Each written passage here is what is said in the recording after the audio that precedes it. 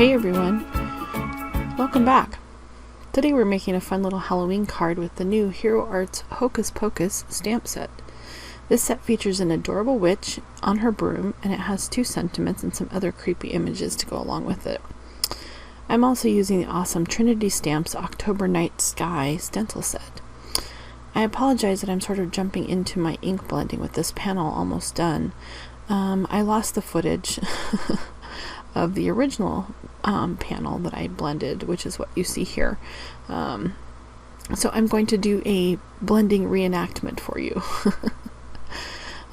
This stencil has a gorgeous moon, trees, clouds, and spooky bats for you to create some amazing backgrounds with. When you use the stencil, I highly recommend using some pixie spray to hold your stencil in place. It has a lot of really detailed areas, and it helps to have a bit of pixie spray to keep things from shifting and moving. I tried a repositionable tape runner, but it didn't work as well, so I switched to the pixie spray halfway through. For my blending of the moon, I used squeezed lemonade, old paper, and a small amount of pumice stone to help achieve the shadows on the moon. So here you'll see the moon stencil. It's a very large moon, so it takes up a good portion of an A2 size card panel. Here's the pixie spray that I used. You just spray the back of it, let it dry for a couple of seconds, and then adhere it. So here's my squeezed lemonade. I ink blended that on. Then I used old paper, and then pumice stone for a little bit of shadows on the moon. I didn't show that. So there you go. You have a moon, like magic. Then you use the circle mask to cover up your moon.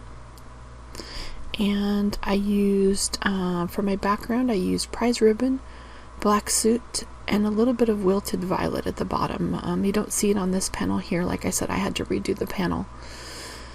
So you have these trees and your bats and your clouds, and I used pixie spray on the back of this. Just put it in place, and the pixie spray helps keep those branch centers from the trees from shifting. And then I used wilted violet. I blended that on for the first tree, and then I blended it on for the second tree, and then I did use a little bit of black soot on the outer edge, so just to create a shadow on either side of the tree, sort of, the black soot. And then once I had the trees done, I went back to my other panel and I used it to create these wispy looking clouds. And the nice thing about this stencil, the clouds are pretty big, so you can really place your stencil wherever to get, whatever segment of the cloud you're looking for. If you're doing a slim line, you could do the whole thing, or you just need a portion of it. So here I blended on some pumice stone, and I did the pumice stone just on the outer edges, so basically just dabbing it on to give the appearance of some sort of dark cloud edges. And then I went through the middle again and reblended on some squeezed lemonade through the moon section only. Then when you unveil your moon stencil, you have this beautiful moon. And I didn't show, but I blended on the bats also in the moon. This is the October Night Sky stencil from Trinity Stamps. I highly recommend it. So here I'm going to do a little bit of coloring. I stamped my witch with some totally black ink from Dare to be Artsy, and I'm going to color with my chroma markers. I am going to put on some music while you enjoy the coloring, and then I'll pop back in when I am done coloring.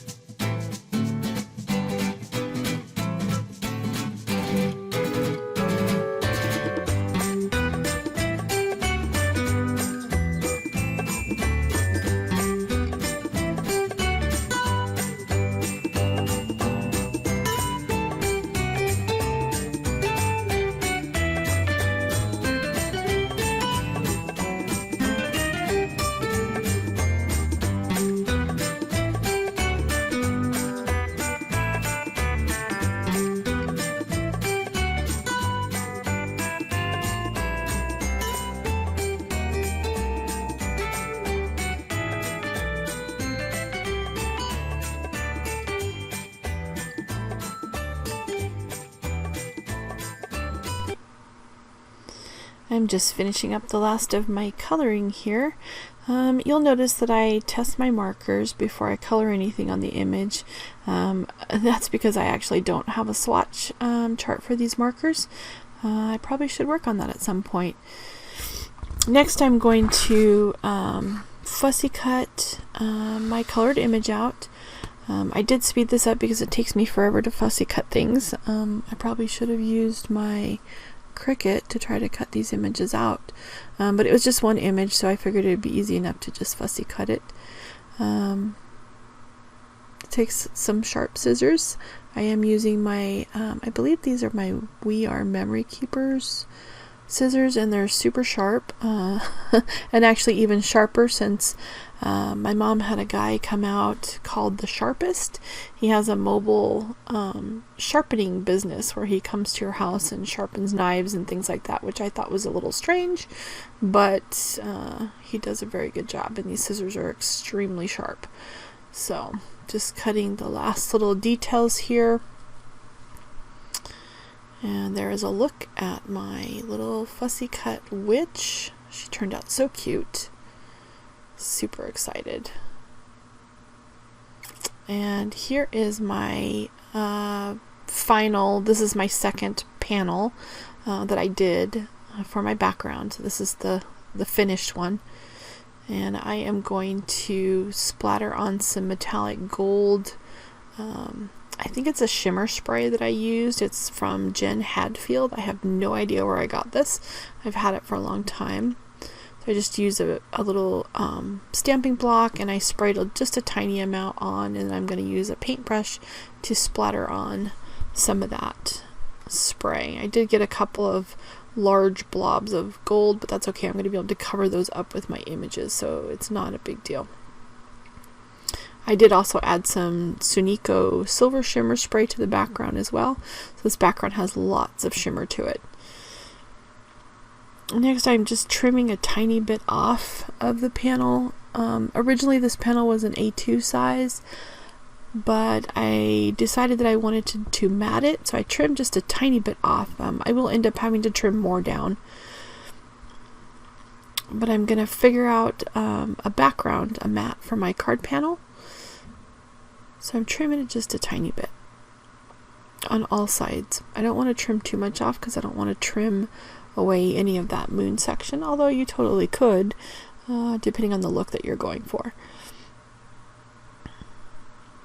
One more edge to trim, and I'm literally trimming slivers off of this.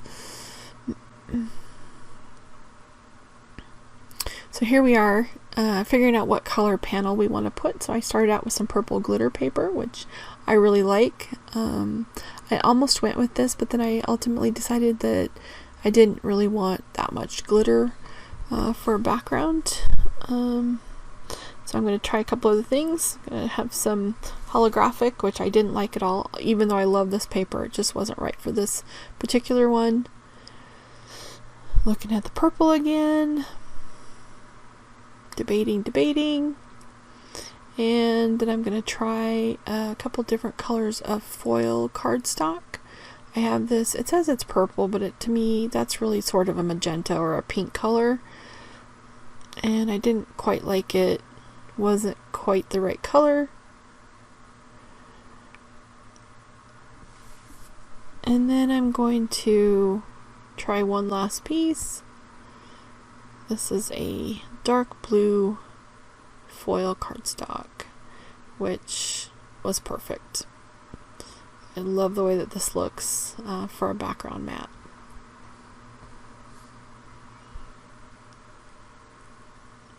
And we have a winner.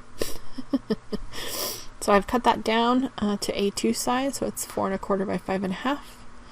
And I am going to trim just a tiny bit more off of that card.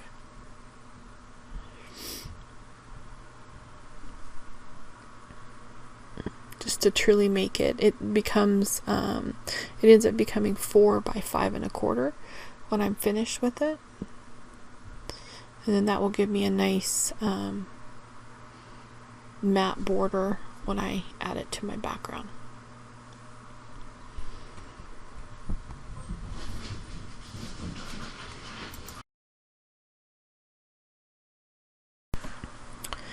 Next, I cut an A2 size card base from some 110-pound Nana Classic Crest cardstock, and I scored it using my scoring board. Ultimately, my blue mat will actually be the same size as my card base, so there won't be a white border around the mat, but that's fine because it makes it a bit more dramatic for a Halloween card, and I kind of like that. So I'm just checking to make sure everything is squared up. I think I did have to trim just a tiny bit off of my card base. I somehow never seem to get things exactly straight when I trim them, so I'm going to add a little bit of score tape to the back of this blue foil cardstock, and then I'm going to add it to my card base. I think I add like 3 strips of the score tape, and normally with score tape I do try to burnish it a little bit just so you make sure that it stays, you know, like the adhesive is really stuck down. I didn't do that with this only because with the foil cardstock, any kind of burnishing or anything like that is going to have an impact on the front, the actual foiling part, so I just burnished it with my finger. And here I'm lining it up, the card base with my score pal, and I'm going to take off 2 of those strips and then just use my score pal edge to make sure that I get this on straight, and then I'll remove the final piece of score tape. And I did trim just a tiny bit of that off. Again, I never get things cut perfectly straight. There always seems to be an edge that needs to be trimmed. Then I'm adding dimensional foam to the back of my card panel, my background. And I won't adhere this quite yet. I'm just gonna sit it there, and then I will work on my sentiment. And I will add a little bit of dimensional foam to the back of my witch. I did add, I cut some thin strips to go underneath the broomstick there because when I was fussy cutting it, it got a little bent up, and I want to make sure that I have plenty of support on the back of that witch when I put her on my card panel, because I don't want any of the any parts of her sagging against my cardstock, so I try to cover up all the little thin areas that were fussy cut.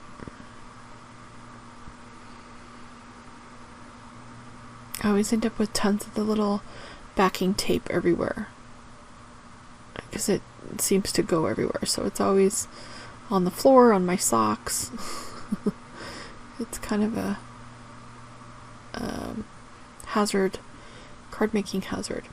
So here I am actually using an old MFT Dynamics Blueprints die set. This set is actually retired, but you can still get set number 27, which has a similar flag die in it. And I'm going to use this die to cut a piece of black cardstock for my sentiment. So I think I'm cutting my cardstock off screen here, so a little piece of black cardstock. And I'm going to use the I Put a Spell on You sentiment for this.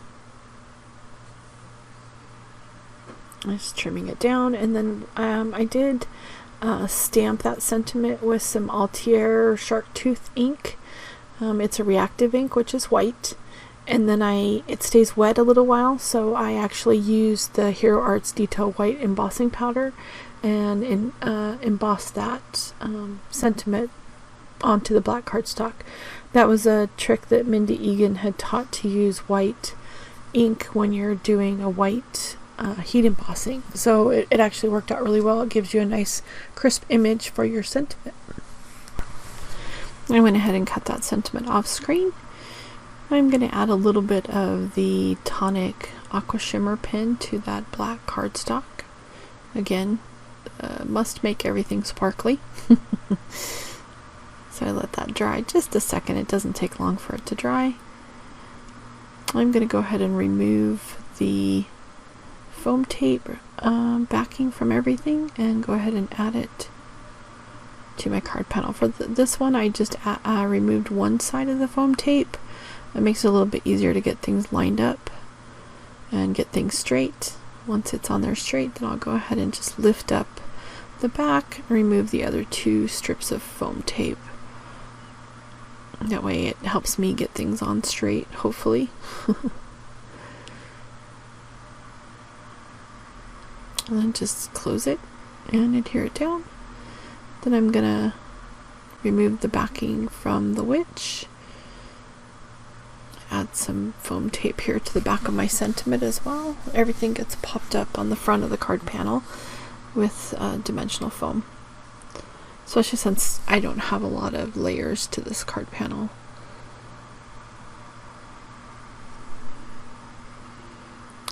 So here I cut little 2 pieces of dimensional foam for the back of this. I'll go ahead and put my sentiment on first. I probably should have used a T-square for adhering that. I did get it a little bit wonky. It's not super noticeable, but I always forget. Get it on there. It's close. It's close to straight. That's all that matters. Now I'm going to remove that dimensional foam from the witch, and I will be able to cover up the couple of larger blobs of gold splatter that I got on there with the broomstick from the witch, so you won't even know that it's there, which is nice.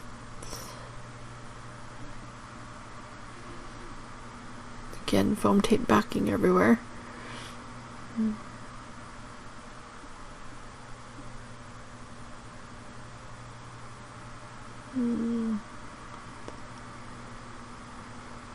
Got one little more skinny piece to go right there on the broom handle or the broomstick.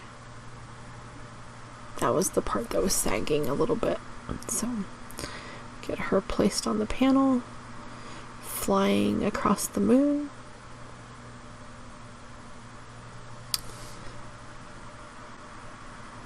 And then I added a little bit of aqua shimmer just to the purple on her hat, because you can never have too much shimmer. And that is a look at my final card.